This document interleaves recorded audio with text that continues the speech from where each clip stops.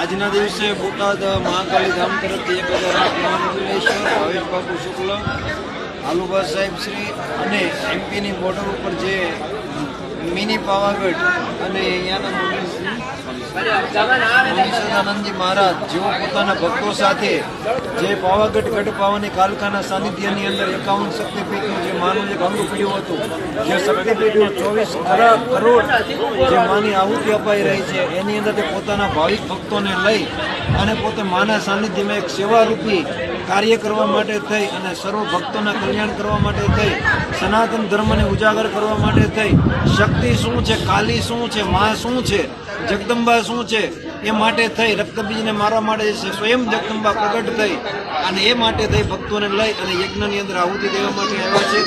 એમની સાથે જે મળવાનું થયું મહાકાળી માની કૃપાથી, જગદંબાની દયાથી, તો ખૂબ ખૂબ આનંદ છે અને ખૂબ ખૂબ આ કાર્યને